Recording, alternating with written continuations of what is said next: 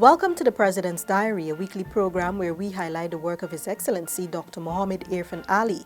President Ali and Prime Minister Honorable Brigadier Retired Mark Phillips on Monday visited and inspected the third shipment of food supplies and other necessities for volcano-affected St. Vincent and the Grenadines. The vessel, Lady Fazila, was at the time being loaded with some 275 tons of supplies at the Munishwar's Wharf, Water Street, Georgetown.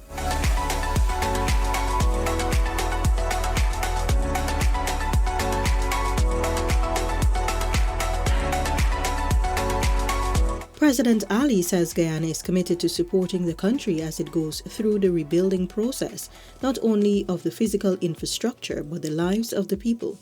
Guyana understands our responsibility to CARICOM.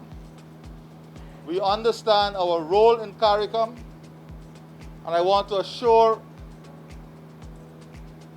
Prime Minister Motley and Prime Minister Gonzalez that not only we are with them in this immediate term, but we are with them throughout the process of rebuilding not only the physical infrastructure, but rebuilding the lives that would have been affected.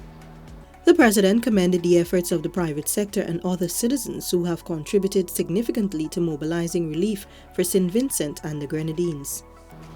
In CARICOM itself, there should be great recognition for the tremendous work of Guyana's private sector in mobilizing resources, not the first time, not the second time. This tells a story that built in institutionally in our local private sector is a strong commitment to their social responsibility.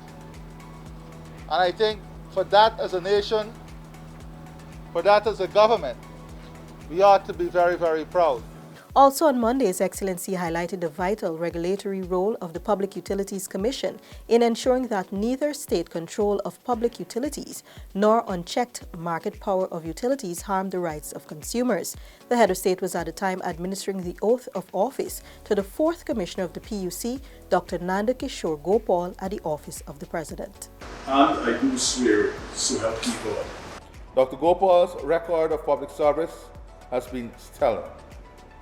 He has served with distinction as a trade unionist, permanent secretary, minister of the government, and a member of the Public Procurement Commission. He brings to the PUC a wealth of experience.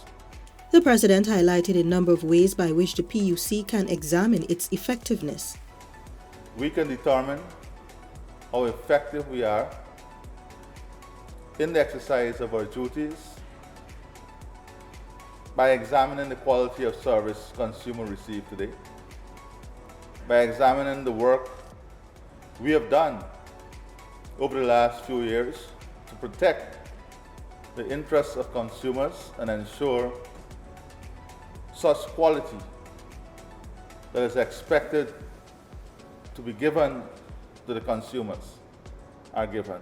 President Ali says the public's interest is paramount. Therefore, when executing its functions, the PUC is obligated to act justly. The government of Guyana is as committed to supporting the work of the PUC as it is to expanding and improving the quality of public services provided to citizens. The work of the PUC is expected to intensify as Guyana enters the new phase of its development. On Tuesday, President Ali received a courtesy call from members of the Novik Cardiac Alliance, NCA, at his office on Shiv Chandra Paul Drive. Co-founder of NCA Dr. William Novik and care consultant Sean Smith were joined by Georgetown Public Hospital Corporation pediatric surgeon Dr. Marissa C. Prasad and head of medical services and cardiology Dr. Mahendra Karpin. The group discussed several issues with the President, including capacity building at the GPHC. Novik Cardiac Alliance specializes in sustainable healthcare solutions for children with cardiac disease. Over the years, Dr. Novik has worked with local teams in 46 cities in 32 countries to build and sustain pediatric heart surgery services in the developing world. During his 3 decades of service, he and his team have provided 7,411 children with operations and medical care. NCA is hoping to start a similar program in Guyana. According to Dr. Karpin, quote, Heart disease in children is indeed a major issue, end quote, in our country. The president on Thursday said the ratification of the Escazu agreement is a significant milestone in the region. In a virtual address to mark the activation of the agreement, Dr. Ali highlighted its importance to overall development and sustainability. The agreement will reinforce democracy, transparency, accountability, and effectiveness in dealing with an environment affected by climate change. It was adopted in 2018 and entered into effect on Thursday after a structural ratification process by 24 nations in January. It supports access to justice in environmental matters and commits to working to ensure the right of every person to live in a healthy environment. The Escazu Agreement is aligned to our constitutional obligations. Our Constitution proclaims that everyone has the right to an environment that is not harmful to his or her well-being. President Ali added that Guyana was the first state party to ratify the Escazu Agreement. Guyana, as a signatory to the agreement, hereby endorses the right of access to environmental information. It welcomes public participation in the environmental decision-making process. It supports access to justice in environmental matters and commits to working to ensure the right of every person to live in a healthy environment.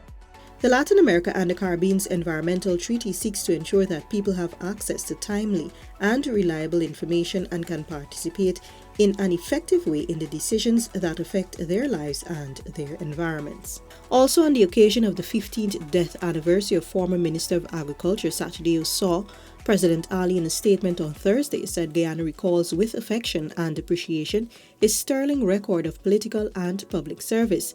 The president reflected on Mr. Saw's effusive and energetic presence, which was matched by his dedicated work ethic and hands-on approach to the work of his ministry. President Ali said Mr. Saw was a people's person who served his country unselfishly. Dr. Ali added that he will be remembered for his sterling efforts in the struggle for democratic freedoms. While he lived in Canada, President Ali noted that Mr. Saw was a tireless political live wire, organizing and agitating for the restoration of democracy in Guyana. When democracy was restored on October 5, 1992, Mr. Saw was asked to serve as Guyana's ambassador to Venezuela. In that post, he rendered distinguished service. Dr. Ali noted that Mr. Saw's efforts were so impressive that he was invited home to assume ministerial responsibilities. Sachideo Saw helped to transform the agriculture sector during his tenure. His untimely and tragic death 15 years ago, Dr. Ali said, robbed Guyana of a committed patriot whose service to the country and to the cause of freedom and democracy is worthy of emulation. President Ali on Friday said his government's long-term objective is to make Guyana the economic powerhouse of the region while creating prosperity for its citizens. He told the Private Sector Commission in a virtual message during its annual general meeting that to accomplish this, all systems must be in place and Guyanese must work together. Indeed, the prospect of us achieving this objective is contingent on our ability to develop a cadre of vibrant professionals, developing a strong industrial and manufacturing sector, strengthening our traditional sectors of growth, whilst transforming those sectors from mere production base to value added. President Ali says the private sector has a big role to play in advancing the national agenda and driving structural changes. He added that his administration supports positive development and intends to put in the effort to make this goal a reality. It is also very important that we create an environment in which our local private sector can develop their competitiveness and can be the primary beneficiaries of the economic transformation that will take place. The head of state reiterated his call for diversification and noted that the country would not fall prey to over-reliance on oil wealth. This has been the President's Diary, where we took a look at His Excellency Dr. Mohamed Irfaan Ali's week of activities. Thanks for watching. Join us again next week.